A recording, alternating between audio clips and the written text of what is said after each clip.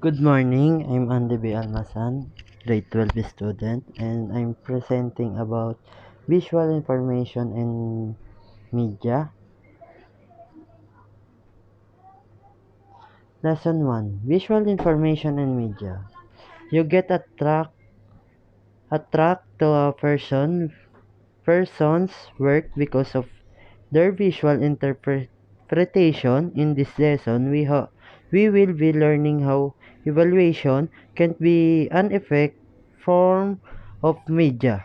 It can be used according to its primary purpose to gain attention, to create meaning, and to facilitation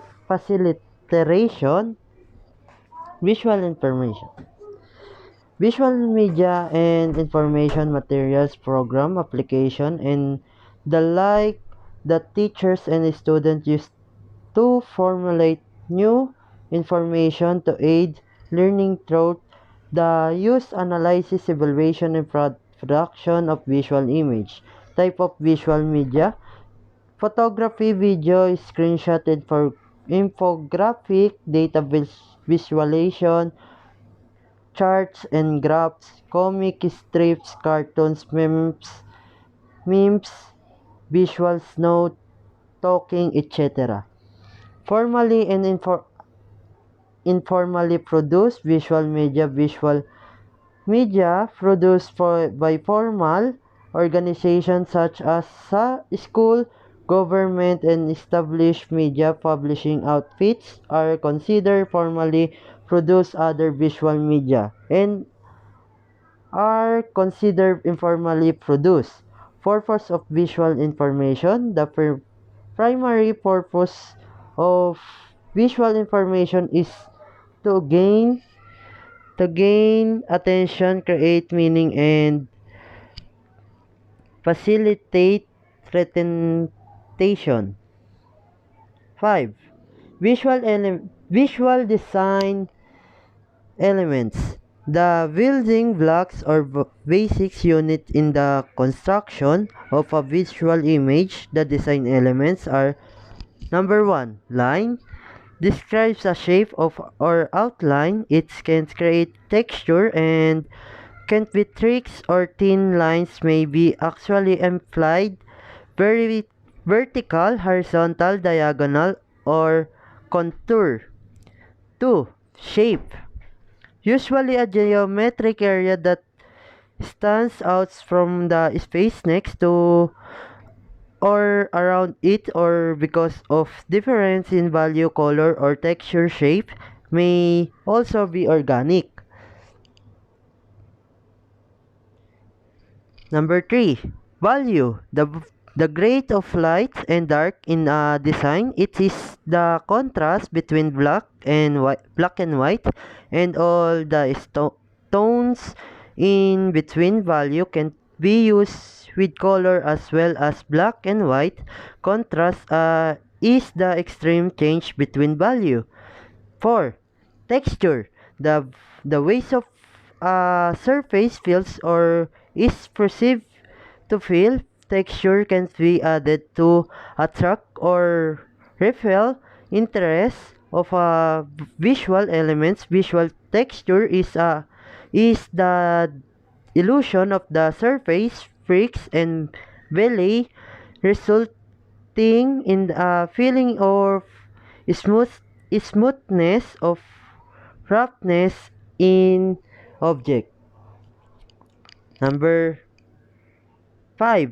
Color. Determined by in hue, name of color, intensity, purity of the hue, and value, lightness or darkness of hue.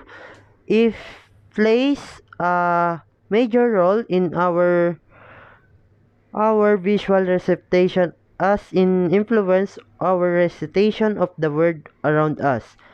Number 6, form. A figure having volume and thickness, an illusion of a three-dimensional object can be implied through the use of light and shading. Form can be viewed from many angles. This is the example.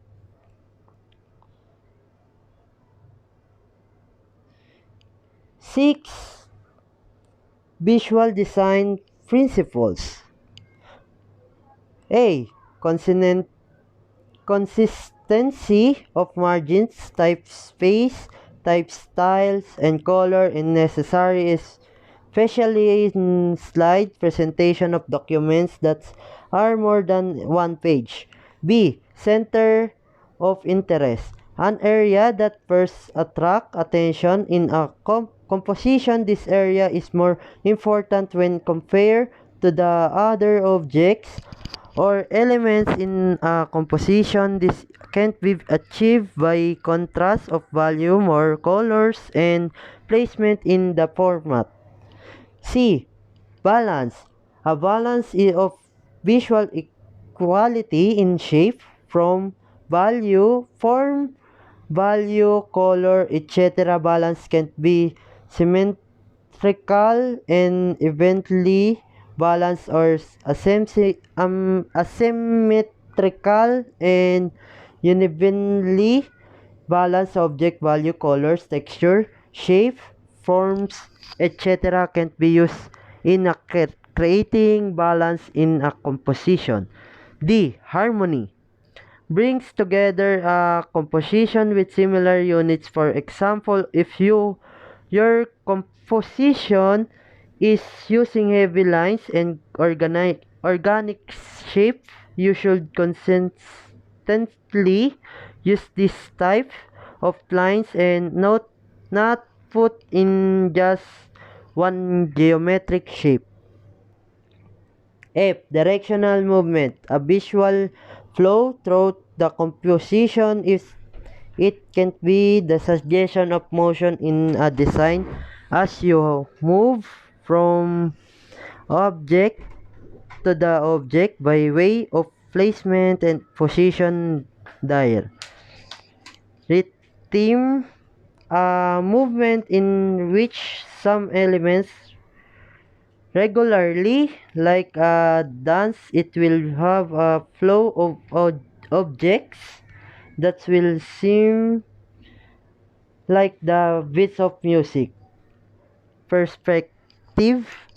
This is created through the arrangements of objects in two-dimensional space to look like what they appear in real life. Per- Perspective is a learning meaning of the relationship between different objects seen in space. Thank you. That's my presentation today. Thank you for listening.